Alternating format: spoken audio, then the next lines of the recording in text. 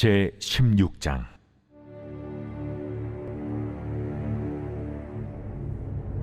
여호와의 말씀이 또 내게 임하여 이르시되, 너는 이 땅에서 아내를 맞이하지 말며 자녀를 두지 말지니라. 이곳에서 낳은 자녀와 이 땅에서 그들을 해산한 어머니와 그들을 낳은 아버지에 대하여 여호와께서 이와 같이 말씀하시오니, 그들은 독한 병으로 죽어도 아무도 슬퍼하지 않을 것이며 묻어주지 않아 지면의 분토와 같을 것이며 칼과 기근에 망하고 그 시체는 공중의 새와 땅의 짐승의 밥이 되리라. 여호와께서 이와 같이 말씀하시되, 초상집에 들어가지 말라. 가서 통곡하지 말며 그들을 위하여 애곡하지 말라. 내가 이 백성에게서 나의 평강을 빼앗으며 인자와 사랑을 제함이라. 여호와의 말씀이니라.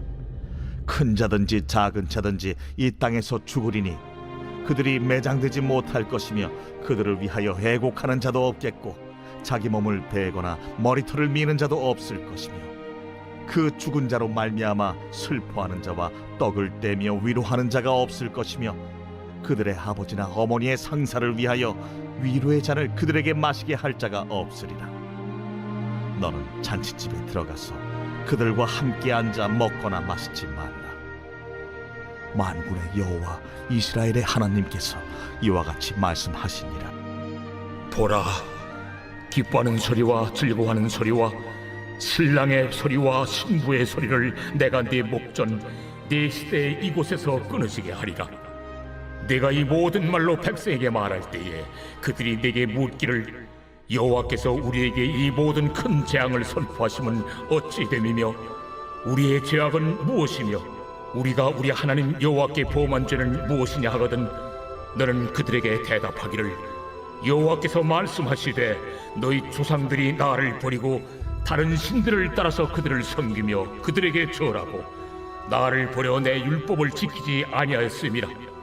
너희가 너희 조상들보다 더욱 악을 행하였도다. 보라, 너희가 각기 악한 마음에 완악함을 따라 행하고 나에게 순종하지 아니하였으므로 내가 너희를 이 땅에서 쫓아내어 너희와 너희 조상들이 알지 못하던 땅에 이르게 할 것이라. 너희가 거기서 주야로 다른 신들을 섬기리니 이는 내가 너희에게 은혜를 베풀지 아니함이라 하셨다 하라. 선지자는 하나님을 볼 수도 없고 듣지도 못하는 자들에게 하나님이 어떤 분이시며 그분의 뜻이 무엇인지를 보여주는 존재입니다. 그래서 선지자의 말과 행동은 하나님의 메시지를 전달하는 도구가 됩니다. 오늘 우리가 묵상하는 내용은 삶으로 증언하는 선지자의 이야기입니다. 보기는 보아도 보지 못하고 듣기는 들어도 듣지 못하는 자들에게 직접 선지자의 삶으로 보여주며 깨우치기에는 삶으로 말해요 시간입니다. 자, 하나님은 예레미야의 어떤 삶을 통해 당신의 뜻을 보여주실까요? 먼저 1절에서 9절까지의 모습을 살펴봅시다. 이 부분은 선지자를 통해 삶으로 증언하는 하나님의 메시지를 보여줍니다. 하나님은 선지자에게 크게 세 부분을 금지하게 하시는데요. 먼저 1절부터 4절을 보면요, 결혼하지 말라고 말씀하십니다. 유대인 남자들은 대부분 일찍 결혼합니다. 하지만 그는 결혼할 수 없습니다. 자녀를 둘 수도 없습니다. 이것은 가정을 꾸릴 수 없다는 것이죠. 이것을 통해서 하나님은 이곳에서 낳은 자녀, 해산한 어머니, 그들을 낳은 아버지, 즉 가정에게 얘기를 하는 것이죠. 경고하는 것입니다. 왜 이렇게 가정을 두지 말라고 할까요? 곧 끔찍한 일들이 벌어질 것이기 때문입니다. 독한 병으로 죽게 되고 지면의 흙과 같이 될 것이며 칼과 기근에 망하고 시체는 짐승의 밥이 될 것이니 지금 결혼할 때가 아니라는 것이죠. 가정이 없고 자녀가 없다는 것은 이제 이 사회에 종말이 올 것이라는 것을 예고하고 있는 것입니다. 두 번째, 5절에서 7절 말씀을 보면 이제 하나님은 예레미야에게 초상집에도 들어가지 말라고 하십니다. 예레미야는 그곳에 가지도 말아야 되고 통곡하지도 말아야 되며 그들을 위해서 애곡하며 위로하지도 말아야 됩니다. 이것이 보여주는 것이 무엇입니까? 이제 이들이 만날 재앙에 하나님의 평강도, 인자도, 위로도, 사랑도 없을 것임을 말씀하고 있는 것입니다. 그들이 재앙을 만났을 때 이렇게 애곡하거나 통곡하는 사람이 더 이상 남아있지도 않을 것이라는 말씀입니다. 회개하지 않는 자에게는 위로도 없다는 것을 분명히 보여주시는 메시지죠. 재앙의 날에 그 누구도 위로받을 자가 없을 것입니다. 마지막으로 8절에서 9절을 보면 하나님은 잔치집에도 못 들어가게 하십니다. 왜요? 이 백성에게 잔치는 더 이상 없을 것이기 때문입니다. 기뻐하는 사람들의 소리도, 즐거워하는 신랑의 소리도, 행복해하는 신부의 소리도, 절망만이 가득한 이 땅에서는 더 이상 들을 곳이 없을 것입니다. 끊어질 것입니다. 유다 백성 모두가 누리고 있는 것들을 하나님께서 금하고 있는 것이죠.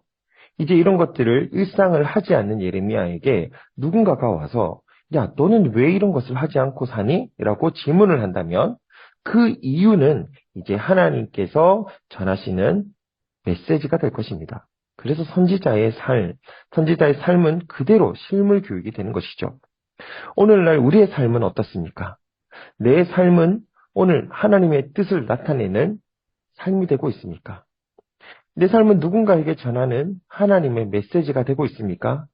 내 삶은 누군가에게 하나님 나라가 무엇인지를 알려주는 실물 교육이 되고 있습니까? 10절부터 13절 말씀에서는 이제 이런 실물 교육을 통해서 하나님의 심판을 깨달은 사람들이 가지는 의문에 대한 하나님의 답이 들어 있습니다. 선지자의 삶의 메시지를 본 사람들은 이렇게 물으시는 거죠. 이렇게 묻는 것이죠. 아니, 도대체 하나님은 왜 이러시는 거야? 우리가 도대체 무슨 잘못을 했길래 하나님은 이런 재앙을 우리에게 주시는 거야? 우리가 어떤 죄를 지었다는 거야? 그것이 10절의 내용입니다.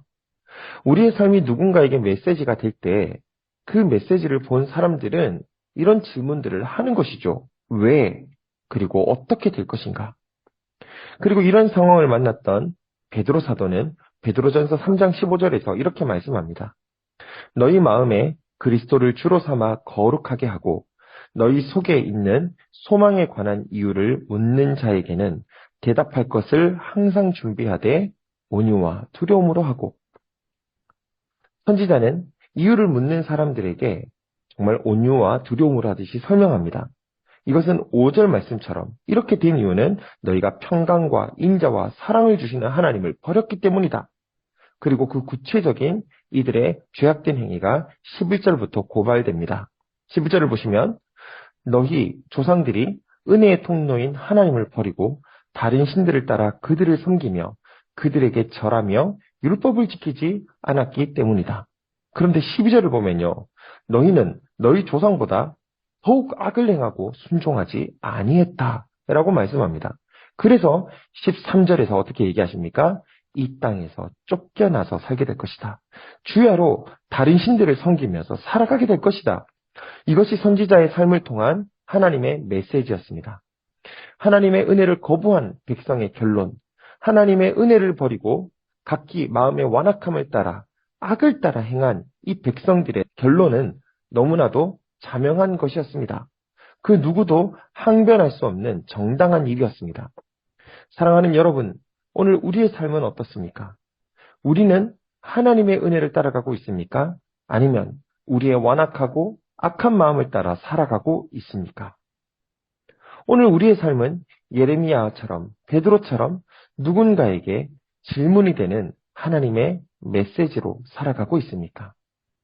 오늘 하루도 완악한 마음이 아니라 주님의 말씀을 따라 살아가며 누군가에게 소망의 이유를 설명해주는 하나님의 메신저들이 되시기를 주님의 이름으로 축복합니다. 기도하겠습니다. 하나님 아버지, 오늘도 우리를 이 수많은 사람들 가운데서 우리를 보내주시고 그들에게 하나님의 말씀을 말로써 또 삶으로써 전달하는 존재로 세워주심을 감사합니다. 우리가 먼저 정확한 하나님의 말씀을 깨닫기를 원합니다.